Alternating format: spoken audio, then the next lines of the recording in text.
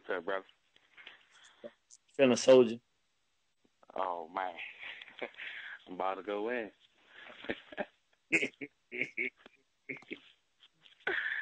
All right. Yeah, look, the brother come on the line like this. Look here, I'm about to go. He give you the warning before he comes. It's like, come down there. You be like, oh, here it comes. My man say, about to go in. I'm stepping back. Do your thing, brother. All right. I just got 3 exhibits I want to present. Latest case out. Exhibit A is a photograph. And I'm just going to hand this around to you all in the court, to the jury. What you see here in this photo is the defendant in question. You got that perm hair flowing down. Got a bent wrist. Got a sheet over his shoulder looking real effeminate. And he got his disciples down on their knees kissing his feet. Exhibit A proves unequivocally that this cracker Jesus is a faggot. Because I don't know no straight man that's going to allow other men to get down and kiss his down feet. Then we got Exhibit B. Exhibit B proves that this Jesus was an integrationist. And we all know integration won't do. The Bible talks about an event where he was sitting down, parlaying with the disciples. And there comes in this cracker, this Syrophoenician, this Greek woman. And she inquires of him, and he says, I've only sent to the lost sheep of the house of Israel. But at the end of this, he ends up giving her exactly what she wants. And so he actually praises this cracker. So he's an integrationist. So that's enough for Exhibit B. And my final exhibit. Wait a minute. Exhibit B, I got to stop for a minute because you saw Exhibit C, but this cross-examination, because I got to ask something because you just hit him. I remember that story. He said, I was only sent but unto the lost sheep of Israel. I was not sent to help anybody else. But then he helped her anyway. So and then said, so great a faith he hadn't seen. So he puts her on the pedestal. So, in other words, he says that God sent him to do one thing. Then he admits right there that he did the exact opposite thing, and he puts the individual who wasn't supposed to come and help on a pedestal. Give us his MC. All right. Let's see. Exhibit C is actually it's coming straight from the horse's mouth. And this was documented in St. Luke, the 17th chapter, and about, say, the 33rd verse. We'll read the 33rd and the 34th. This is the defendant speaking. On the rapture, this is how the rapture is going to go down according to this Jesus. Whosoever shall seek to save his life shall lose it. Basically, if you're a freedom fighter and you're fighting for your sovereignty, then you're going to die. And whosoever shall lose his life shall preserve it. So if you remain under oppression, tyranny, and slavery, then there's a pie in the sky for you. This is his depiction of a rapture. 34th verse. I tell you, in that night there shall be 2 men in one bed. The one shall be taken, and the other shall be left. Meaning that during the rapture, there's going to be 2 men in one bed, and one of them is going to be caught up into this pie in the sky heaven to reign with this cracker Jesus. Dude's a fag, man. Wait a minute, nah, it don't say 2 men. Wait a minute. He said it's gonna be 2 men in one bed, and like Zeus coming down to get Ganymede. Jesus come down and swoop down and take the bamboo like the most, and the other he gonna let.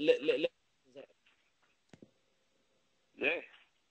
That's about the sum of it. Oh man, yeah, we got to kill this fag. I mean, man, I got some nails too. We can go ahead and get it in. But the nails, you said you gonna get some more nails and beat them some more. But we got a lot of calls in here tonight, but brother, this A, B, and C definitely prove it to me.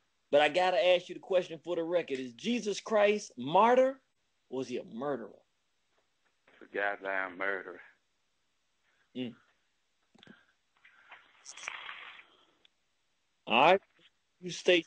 We're gonna come in here and I'm gonna talk to brother Louis Ali, because what I want to see, since we doing 4 shows instead of the last show of the month being on that Monday, instead of doing your part 2, I'm gonna see if brother Louis Ali might want to do part 2, because he's talking about what you was doing, a secret relationship between black leadership and small hats. And since both of y'all are like the hat spurts around here, I think that'll be a great show if he wants to do that. And would you mind doing it on a Sunday? It'll be Sunday from 5 to 7. Oh yeah, that's what's up. All right, well, brothers and sisters, we're gonna let you know through email. You can go online, the radio, the website, and the radio and TV schedule, and we'll also email to let you know last week. But right now, tentatively, we're gonna do it on Sunday, so that you can get body shots coming in there, and then we can come back and do Barack the Obama Nation. Should he be a martyr for our people? So, brother, we appreciate it. I know you're gonna come back in here next week when we do Martin Luther King, and then I know you're gonna come back in here for the Obama Nation too. So, looking forward to this, brother. Hey, irritated, you going in and out. I don't know if it's just me. I'm going in and out. Yeah. What about now? Nah, you good now. Okay. So I'll check with the next person. If I go in and out, I'll just call back in. But we appreciate you, brother. We'll see you on the battlefield. I would. Body shot said Jesus is a straight gump, man. This dude hanging out with Stallings and the rest of these gumps, man. He hanging out with J. Edgar Hoover's and any other gay dude he can find, man. Man, it's getting kind of creepy, man. It's supposed to be a Jesus show. It's turning into Freaky Friday or something. Okay, all right. So we're gonna go right here. 0785, you live.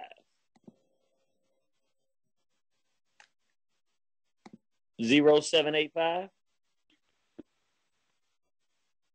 0785. Going once. Going twice. 0785. Yeah, hello? Yes, sir. Give me 1 second, brother. I'm having some problems with my phone. Yes, sir. We're gonna hang on with the brother. Let the brother come in here and do what he do. We got a little bit of patience, don't we, brothers and sisters? I know we do. All right, hello? Yes, sir. Brother, how's it going? I'm doing fantastic. How about you this evening, brother? I'm good, man. Was waiting all week for your show, and then I always find it funny because you're 2 for 2 now. The weekend before last, me and my brother was having a discussion about the N-word, and then Monday you came up with that show, and this past weekend I had another little discussion, and you coming up with the Christ thing. It's funny how it's happening like this. Yes. So come on in here. Tell me, bro, what's your input on this topic, bro? I mean, you made me laugh a little bit ago when you were saying how, you wanted to be enslaved, and that's my mentality too. I believed in it. I mean, most brothers I speak to, they'll say to me they didn't fall into that. They knew something was wrong with it. I'm like, well, I must have been cut differently because I believed in it. I like, even though I was doing me still, I definitely believed in Jesus Christ coming to save your soul and such and such and such. But my brother spoke about a picture. I really can't. He described it to me. I didn't see it for myself. But the picture was something of the like of there's a white Jesus, being sodomized by the devil, and then there's a pic in that same photograph there's a black Jesus being sodomized by the devil, and saying whichever one it is, you're still screwed, because it is what it is. If you believe in him in the way that it's taught to believe in him, he is that silent killer of the essence of self-reliance. Hold up. No, wait a minute. We got a quote. You got to say that. Rewind it. Say that one again. Everybody get your pens out. You got to write this one down. Say that again, bro. I said, regardless if he's black or white, if you believe in him the way we're taught to believe in him, he is that silent killer of the essence of self-reliance. All right, go ahead and break that down. We understand what you're saying, but you got to put some more words on that to really. It's a powerful statement, but tell us, what are you saying when you say that? What I'm saying is, I can only go by my own example. I had two very powerful, life-changing experiences in my life. One in 2008, and then one in 2011. And the one in 2008 taught me something, and the one in 2011 kind of reaffirmed it. I was going through some real problematic mental times in my life, and I had this experience, and I promise you, I heard a voice, and I spent 2 years trying to figure out where that voice come from. Because when you believe in something like a being coming back to save you from your problems, whether you created them or not, when you're at your deepest, your darkest hour, and you're crying out to this guy, and you hear a voice say, "Save yourself," when you come out of that, you're going to question everything you thought you believed, because you had your own personal experience that goes against what you were taught. So after that day, I began to say, well, if something's telling me to save myself, then I have to start reprogramming, retraining myself to first going back to studying who I am as a culture, then studying myself who I am as an individual. This is why it's imperative for black folks to study the African history, to know who we were collectively, before you can really get a true understanding of who you are individually, because individually we play a part collectively.